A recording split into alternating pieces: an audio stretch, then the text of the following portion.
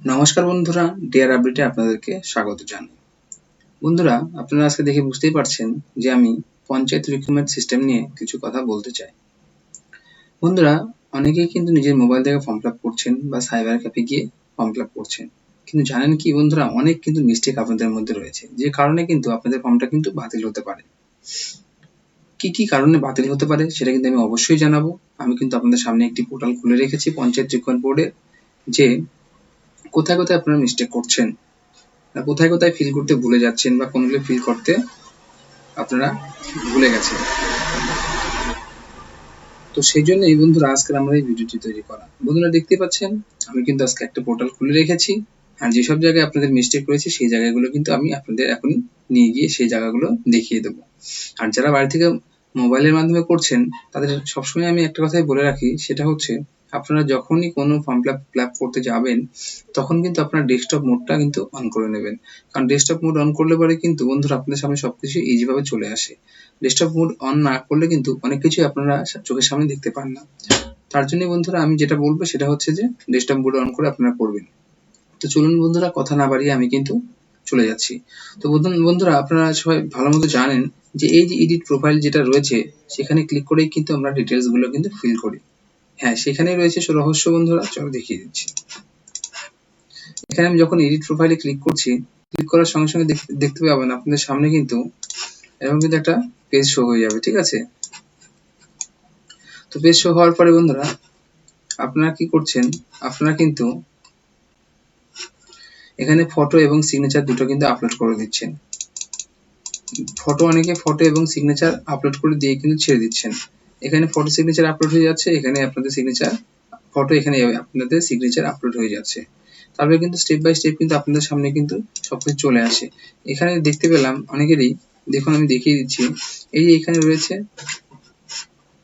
General information, এখানে আপনারা click করবেন।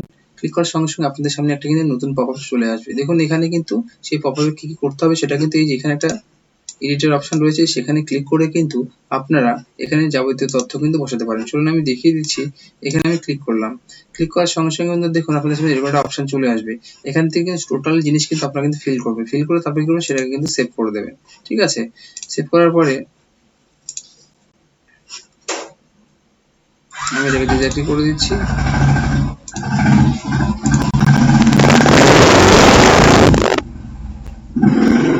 তো বন্ধুরা এখানে কি করতে হবে চলুন আমি দেখিয়ে দিচ্ছি।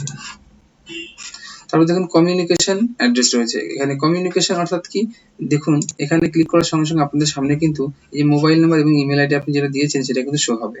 তারপরে কি রয়েছে সোশ্যাল ইনফরমেশন, এগুলো কিন্তু পর টু পর আপনারা সবাই ফিল করছেন। এখানে যতগুলো রয়েছে আমি একবার তা বলে দিচ্ছি কি আছে এখানে, ঠিক আছে। চলুন, এখানে কিন্তু সোশ্যাল ইনফরমেশন রয়েছে, আইডেন্টিটি রয়েছে, ঠিক আছে।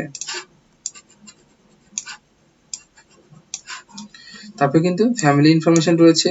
এখানে কি করবেন, ফ্যামিলি ইনফরমেশনের এখানে কিন্তু আপনার যাবতীয় তথ্য কিন্তু ফিল করতে চলুন আমি দেখিয়ে দিচ্ছি।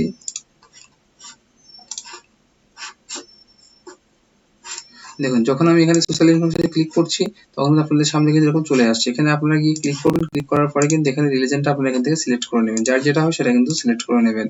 আমি কিন্তু এখানে সিলেক্ট করে নিচ্ছি, নিয়ে কিন্তু এই যে সেভ বাটন রয়েছে এখানে কিন্তু ক্লিক করে দিচ্ছি।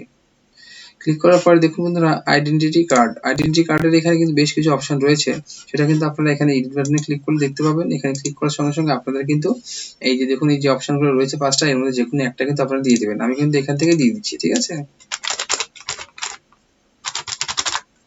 দিয়ে দিলাম। এভাবে দেওয়ার পরে কিন্তু বন্ধুরা আপনারা এখান থেকে সেভ অপশনে ক্লিক করবেন। ক্লিক করার পরে দেখুন ফ্যামিলি ইনফরমেশন এখানে চলে আসবে আপনাদের সামনে। ফ্যামিলি ইনফরমেশনের মধ্যে কি কি রয়েছে বন্ধুরা, এটা কিন্তু তোমরা সবাই জানো এবং সবাই কিন্তু করে নিয়েছো। আমি কিন্তু এইগুলোর বিষয়ে বলছি না, আমি যেটা বলতে চাইছি একটু ধৈর্য ধরে দেখুন, স্কিপ করবেন না ভিডিওটা, তাহলে কি হবে আপনি কিন্তু সেই জিনিসটা মিস্টেক করে যাবেন। কিন্তু আমি এটা দেখিয়ে দিচ্ছি যারা প্রথম করছে তাদের জন্য, ঠিক আছে। তো এর পরের স্টেপ যেটা আসছে সেটা কিন্তু তোমাদের জন্য। তো এখান থেকে কিন্তু আমরা কি করবো, ফিল করে দেবো। এখান থেকে বাবার নামটা ফিল করে দেবো, এখান থেকে মায়ের নাম ফিল করে দেবো।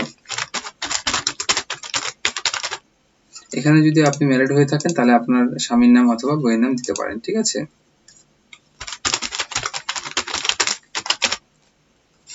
দিয়ে এখান থেকে সেভ অপশনে ক্লিক করে দেবেন। আপনারা সেভ অপশনে ক্লিক করার সঙ্গে সঙ্গে দেখুন লেখা রয়েছে ফ্যামিলি ইনফরমেশন সেভ সাকসেসফুলি হয়ে গেছে।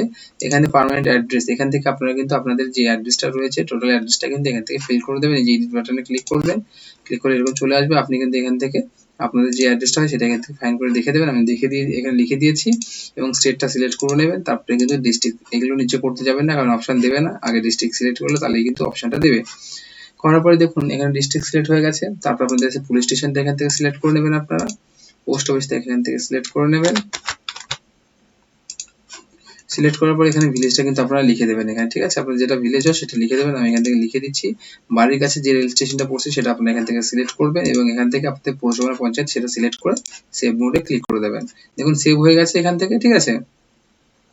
তারপরে কমিউনিকেশন অ্যাড্রেস, অর্থাৎ আপনার যদি পার্মানেন্ট এবং প্রেজেন্ট অ্যাড্রেস একই হয়ে থাকে তাহলে বন্ধুরা প্রচুর খাটনি করার দরকার নেই। এখানে দেখুন লেখা রয়েছে সেম অ্যাজ পার্মানেন্ট অ্যাড্রেস, এখানে আপনি ক্লিক করবেন। ক্লিক করলে কিন্তু অটোমেটিক ফিল হয়ে যাবে। ফিল হয়ে যাওয়ার পরে কি করতে হবে, সেভ বাটনে ক্লিক করতে হবে। সেভ বাটনে ক্লিক করলে কিন্তু বন্ধুরা দেখুন অটোমেটিক নিয়ে নিচ্ছে। তারপরে আপনি যদি ক্লাস 8 পাস হয়ে থাকেন তাহলে কিন্তু সেখান থেকে ফিল করবেন। তারপর যদি আপনি মনে করেন যে মাধ্যমিক পাশে দেবেন তাহলে মাধ্যমিক পাশে এখানে ক্লিক করবেন। ক্লিক করার সঙ্গে সঙ্গে এখানে খুলে যাবে, এই টপআপে ক্লিক করবেন আপনি। ক্লিক করার পর এখান থেকে যে বোর্ডটা রয়েছে সেখান থেকে সিলেক্ট করবেন। তারপরে এখানে যে স্ট্রিম রয়েছে সেটা, তারপরে পার্সেন্টেজটা এখানে ক্লিক করবেন, গ্রেডটা লিখে দেবেন, কত সালে পাস করেছেন সেটা এখান থেকে ফিল করে দেবেন, তাহলে কিন্তু মাধ্যমিকটা সেভ হয়ে যাবে। তারপরে ডিপ্লোমা যদি আপনার থেকে থাকে তাহলে ডিপ্লোমাটা কিন্তু আপনি এখান থেকে ফিল করতে পারবেন, ঠিক আছে?